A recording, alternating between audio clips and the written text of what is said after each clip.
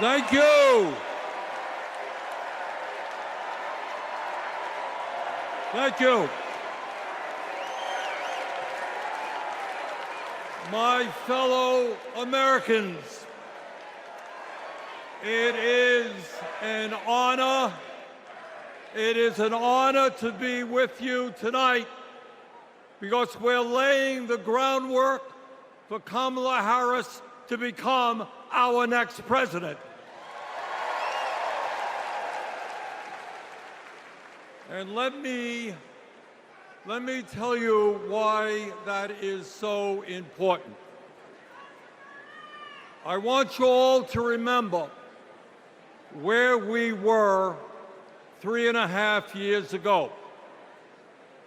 We were in the midst of the worst public health crisis in 100 years and the worst economic downturn since the Great Depression. 3,000 Americans were dying every day, and our hospitals were overwhelmed with COVID patients. All across the country, businesses were shutting down. Unemployment was soaring. Workers were losing their health insurance. Schools were closing. State and city budgets were running out of money. People were being evicted from their homes. Children in America were going hungry.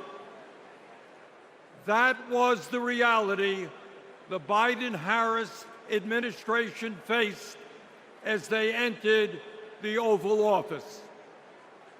A nation suffering, a nation frightened, and people looking to their government for support. And within 2 months of taking office, our government did respond.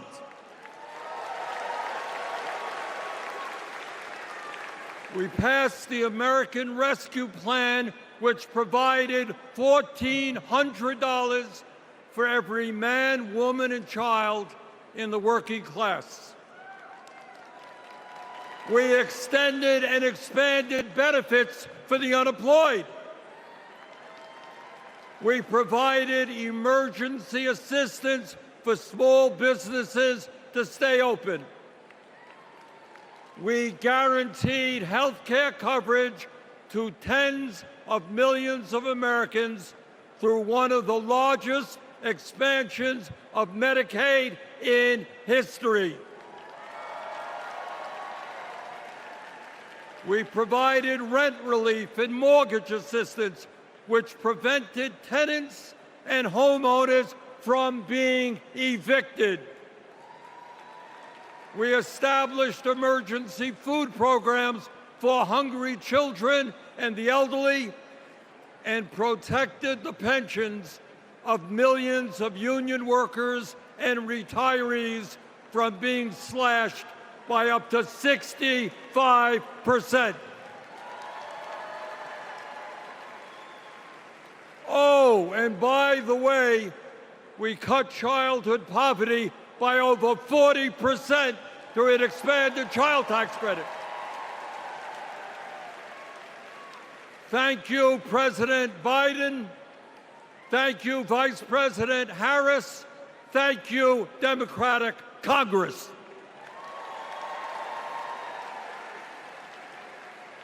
Now, I say all of this not to relive that difficult moment, but to make one simple point. When the political will is there, government can effectively deliver for the people of our country. And now we need to summon that will again, because too many of our fellow Americans are struggling every day to just get by, to put food on the table, to pay the rent, and to get the health care they need. Brothers and sisters, bottom line, we need an economy that works for all of us, not just the billionaire class.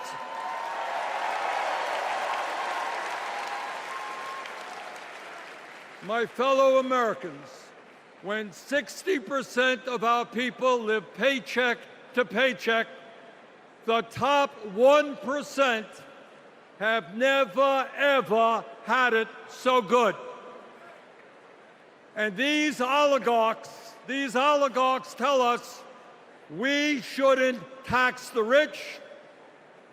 The oligarchs tell us we shouldn't take on price gouging. We shouldn't expand Medicare to cover dental, hearing, and vision. And we shouldn't increase Social Security benefits for struggling seniors. Well, I've got some bad news for them.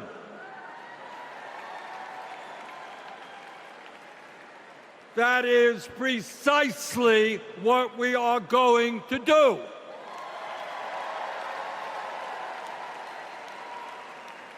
And we're going to win this struggle because this is precisely what the American people want from their government.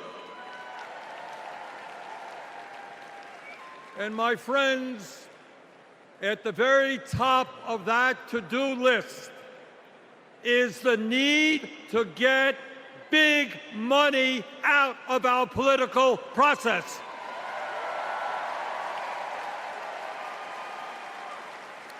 Billionaires in both parties should not be able to buy elections, including primary elections.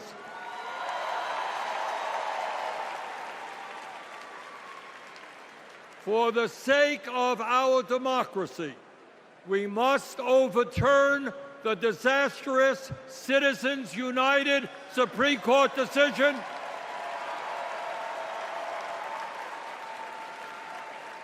and move toward public funding of elections. And let me tell you what else we must do. We need to join the rest of the industrialized world and guarantee health care to all people as a human right, not a privilege. We need to raise the minimum wage to a living wage. We need to pass the PRO Act so that workers can organize in unions and gain the decent pay and benefits they deserve. We need to strengthen public education, raise teachers' salaries, and make sure that every American, regardless of income, receives the higher education he or she needs. We need to take on Big Pharma and cut our prescription drug costs in half so that we no longer pay any more than other countries. Joe and Kamala made sure that no senior in America pays over $35 a month for insulin. We need to make sure that reality is true for every American. I look forward to working with Kamala and Tim to pass this agenda. And let us be very clear. This is not a radical agenda. But let me tell you what a radical agenda is. And that is Trump's Project 2025. At a time of massive income and wealth inequality, giving more tax breaks to billionaires is radical.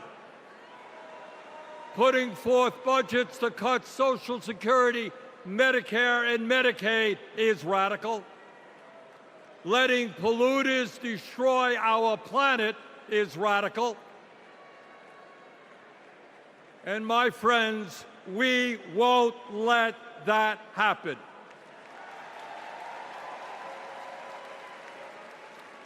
Fellow Americans, in the last 3.5 years, working together, we have accomplished more than any government since FDR. But much, much more remains to be done. We must summon the courage to stand up to wealth and power and deliver justice for people at home and abroad. Abroad, we must end this horrific war in Gaza.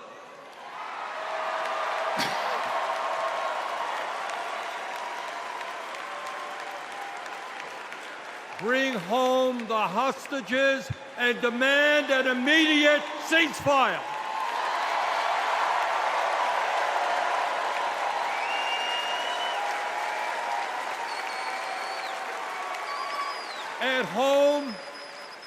At home right here, we must take on big pharma, big oil, big ag, big tech, and all the other corporate monopolists whose greed is denying progress for working people.